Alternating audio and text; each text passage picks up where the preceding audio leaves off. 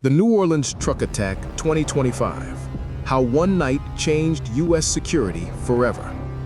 It was New Year's Day 2025. The clock had just passed 3:15 a.m. on Bourbon Street, one of the liveliest places in New Orleans. Music filled the air. People laughed, shouted, and took selfies under glowing neon lights. The city was alive with celebration. Then, without warning, a loud roar ripped through the night. A silver Ford F-150 truck came speeding down the street, headlights bright, horn blaring. At first, people thought the driver was drunk or lost. But within seconds, everything turned into chaos. The truck didn't slow down, it accelerated. Screams filled the air as the vehicle plowed straight into the crowd. Bodies were thrown aside like paper, glass shattered. Music stopped. People ran in every direction, crying, calling out for loved ones. In just moments, the party turned into a nightmare. Witnesses later said it felt like time froze. The sound of the engine, the tires screeching, and the thud of impact echoing down the street. Police officers nearby sprinted toward the truck, shouting for the driver to stop. But the man behind the wheel didn't stop. He opened the door, stepped out, and pulled out a gun. He fired at the officers. The bullets flew through the smoky air, hitting walls and shattering glass. The officers ducked behind cars, shouting for backup. Some bystanders screamed and ducked under tables. Others tried to drag the wounded away from the street. Within seconds, gunfire echoed through Bourbon Street, one of the most famous places in America, now turned into a war zone. When the shooting stopped, the driver lay on the ground. He had been hit by police return fire. The street was silent, except for the faint sound of people crying and sirens growing louder. 15 people were dead. More than 50 were injured, and no one yet understood why this had happened. But inside the truck, police found something that made the situation even more terrifying. A small black flag, marked with white Arabic letters. It was a flag used by the Islamic group. Investigators froze. Could this be another terrorist attack on U.S. soil, on American streets, during a New Year's celebration? The news spread across the country within minutes. Attack in New Orleans.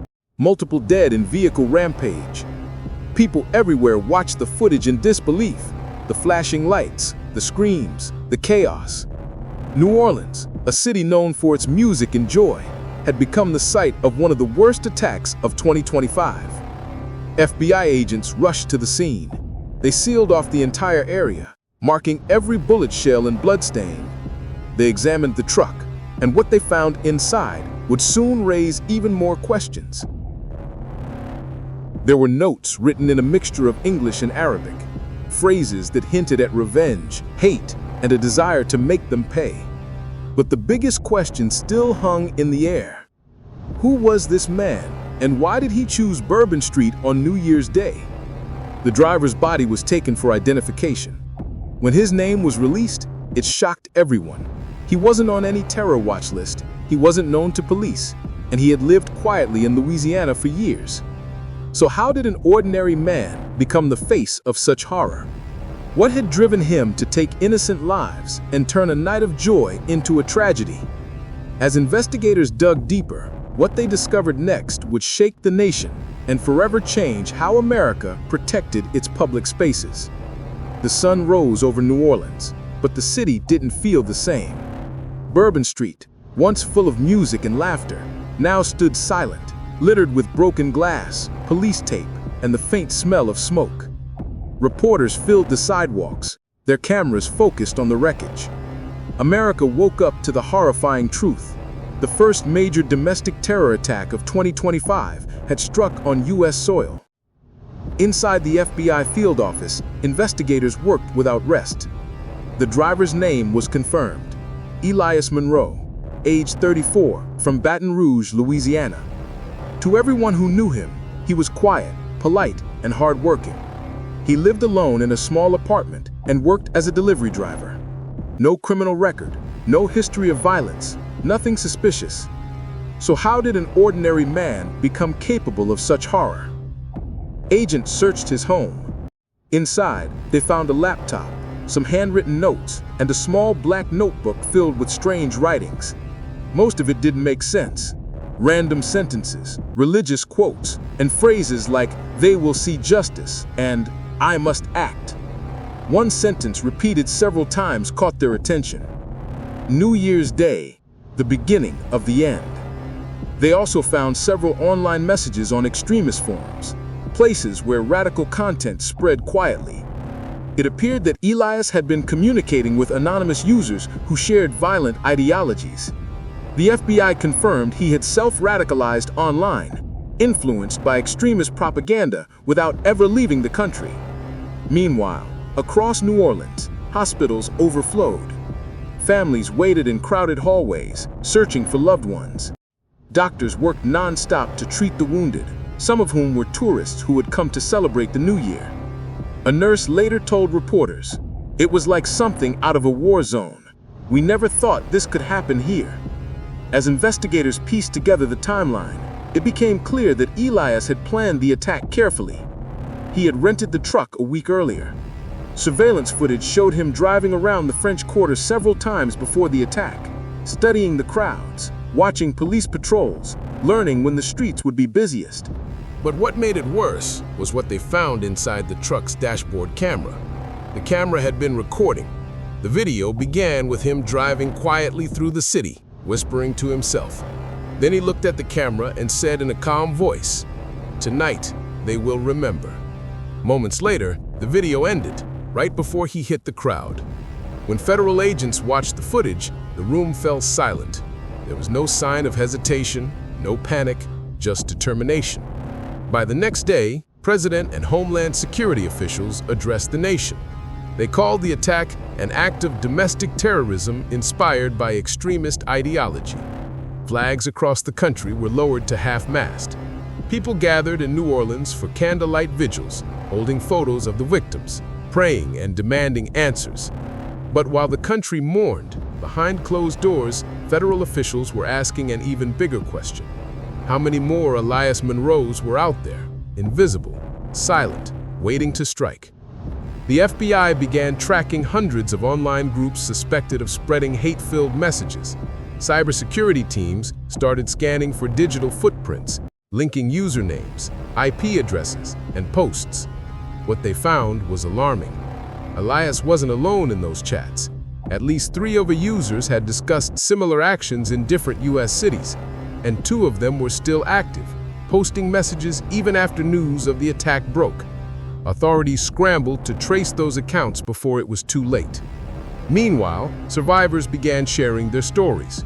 A college student who had been celebrating with her friends said, "I saw the truck coming straight toward us. I froze.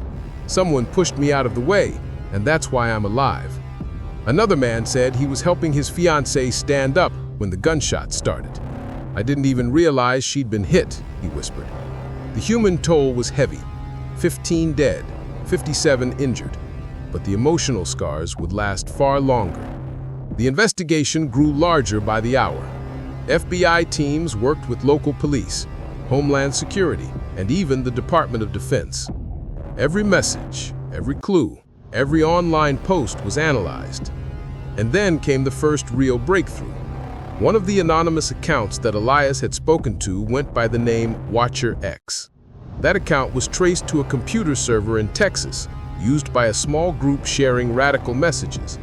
The post stopped the moment news of the New Orleans attack broke, but digital traces showed someone had logged in just hours before Elias carried out his plan. Was this person simply a bystander, or had they known what was about to happen? As agents began tracking the digital trail toward Texas, something unexpected happened that changed the direction of the entire investigation. Late one night, a local police station in Houston received a strange phone call. A man's voice whispered, "It's not over. Another one is coming." Then, the line went dead. The phone call sent chills through the Houston Police Department. The voice had been calm, almost emotionless. "It's not over. Another one is coming." Then, silence. Within minutes, the FBI was alerted. The call was traced to a payphone near a gas station just outside Houston, but by the time officers arrived, The area was empty.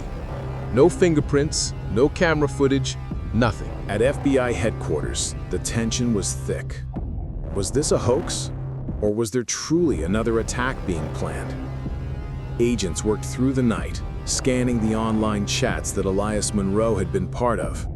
They found something new.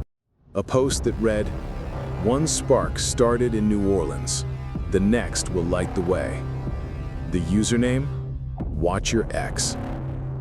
Investigators immediately requested data from tech companies to locate the source. The signal came from an abandoned warehouse in Pasadena, Texas, just 30 minutes outside Houston. By dawn, a tactical team surrounded the building. It was cold and quiet. A single truck sat outside, covered with a tarp. Inside the warehouse, officers found computer screens still glowing. On one of them, a video was paused. It showed footage of the New Orleans attack. Someone had been studying it carefully, frame by frame. Boxes of chemicals, metal pipes, and wires were stacked in a corner. It didn't take long for bomb experts to realize what they were looking at: the early stages of an explosive device. Whoever had been there was planning something big, and they had just missed them. Back at FBI command, the pressure mounted. If another attack happened, it could spread panic across the entire country. The director of Homeland Security called it a direct threat to national stability. Investigators combed through Elias's laptop again, searching for anything they might have missed. Hidden deep in his email drafts folder was a message that had never been sent. It read, "They will continue what I began. The noise will echo." Attached to the email was a single name: Zachary Cross. The search for Zachary began immediately. He was 29, from Dallas, and had a record for minor offenses, nothing major. Neighbors described him as quiet, distant, and often seen working on computers late at night. When agents arrived at his last known address, the apartment was empty, but a faint smell of gasoline lingered in the air. In the corner, they found a small note taped to the wall. It said, "The new dawn starts soon." By now, the FBI was certain. Zachary Cross was Watcher X, and if the pattern followed, another attack could happen any moment. Across Texas, major cities went on high alert. New Year's celebrations had turned into lockdowns. Armed police patrolled public areas. The fear was spreading, and people began canceling events, afraid to gather in large crowds. For the first time in years, America felt the same tension it had felt after 9/11, a reminder of how one act could shake the nation. Then 2 days later, a break finally came. A man matching Zachary's description was spotted at a rest stop near San Antonio, buying fuel and food. When police arrived, his car was gone, but traffic cameras caught the direction he was heading, west, toward Austin. Highway patrol units set up checkpoints. Helicopters scanned the roads. The chase was on. Late that evening, officers spotted the same car parked near the entrance of Zilker Park, one of Austin's most popular public spaces. Hundreds of people were still out, enjoying the night. Police formed a perimeter, quietly evacuating the area. Then, as the bomb squad moved in, a loud explosion shook the ground. The car burst into flames, glass flying everywhere, alarms blaring. The blast wasn't large enough to cause massive destruction, but it was powerful enough to injure several officers nearby. When the fire died down, they found what was left of the device: homemade, unstable, and deadly. The driver's body was found inside. It was Zachary Cross. He had died in the explosion he created. The plan had failed, but his message was clear. He wanted attention, fear, and chaos. In the following days, the FBI released a statement confirming that the New Orleans truck attack and the Austin car bombing were connected. Both were acts of domestic terrorism, carried out by self-radicalized individuals who met online. Across the country, The government introduced new security measures for public gatherings and stricter surveillance on extremist content. Social media companies began removing radical pages, and new laws were passed to track online threats faster. For the people of New Orleans and Austin, the memories lingered. The laughter that once filled their streets was replaced with quiet caution. Every New Year's celebration now carried a shadow of fear and a reminder of the night when joy turned to terror. Still, amid the pain, there was unity. Communities came together, rebuilding, honoring the victims, and refusing to live in fear. As one survivor said during a memorial service, "They tried to break us with fear, but all they did was make us stronger." And so, from tragedy came change. America had learned once again that safety wasn't guaranteed, but resilience was. Weeks passed, but the fears still lingered. The streets of New Orleans had reopened, yet the sound of celebration felt distant, replaced by the quiet hum of police sirens and the rustle of memorial flowers placed on the sidewalks. Across the nation, the words "never again" echoed from newsrooms to living rooms. The FBI's investigation into the attacks deepened. After Zachary Cross's failed bombing in Austin, digital forensics uncovered a hidden group online, a network of self-radicalized individuals who had been communicating under coded usernames. Their goal wasn't money or fame, it was chaos. Agents traced dozens of accounts across multiple states, from Louisiana to Florida, from Texas to Oklahoma. But most of the users had already gone silent, deleting profiles, wiping devices, disappearing into the shadows of the internet. It became clear that while the known attackers were dead, the influence that drove them was still alive. In Washington, D.C., national security meetings ran day and night. The president addressed the nation, announcing the launch of Project SafeNet, a new federal initiative focused on detecting early signs of online radicalization. Artificial intelligence tools were deployed to scan public platforms for dangerous content, and new partnerships were formed between tech companies and law enforcement. For many Americans, this new wave of surveillance felt unsettling. Some worried it would invade privacy. Others said it was necessary to save lives. But everyone agreed the country could never afford another New Orleans. Back in Louisiana, the survivors tried to rebuild their lives. Some faced months of recovery, both physical and emotional. One woman, a mother of two, still carried a small scar on her arm, a reminder of the night she lost her husband in the crowd. Every time she passed a busy street, her heart raced. But she also carried something else: strength. She told reporters during a local memorial, "That night took everything from me, but I refused to let fear win. We have to live, not hide." Her words spread online, shared thousands of times. They became a symbol of resilience, proof that hope could rise even from tragedy. As the months rolled by, Bourbon Street came back to life. Music returned, lights glowed, and laughter filled the air once more. But hidden among the celebration were small changes that most tourists never noticed.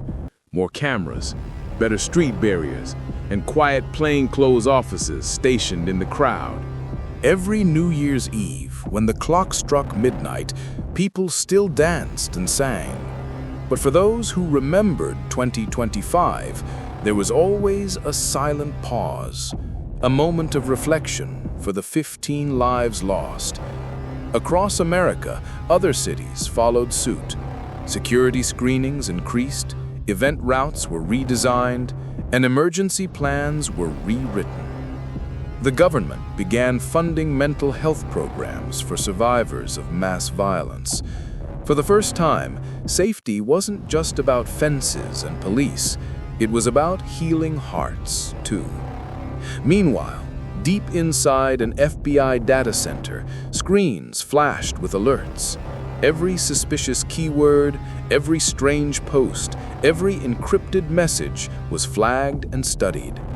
The lessons of 2025 had reshaped how the country thought about danger, no longer distant or foreign, but homegrown, quiet, and digital.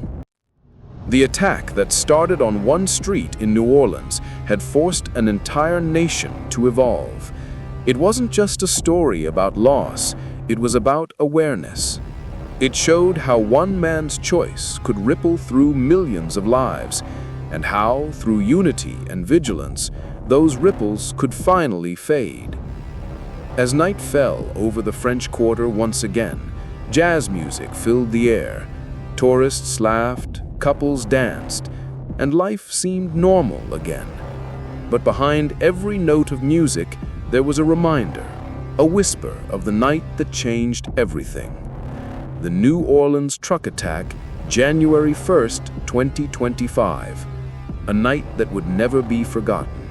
A tragedy that taught America to protect, to prepare, and most of all, to never take peace for granted. The New Orleans truck attack wasn't just a moment of terror, it was a wake-up call for an entire nation. A reminder that even in the heart of celebration, danger can strike without warning.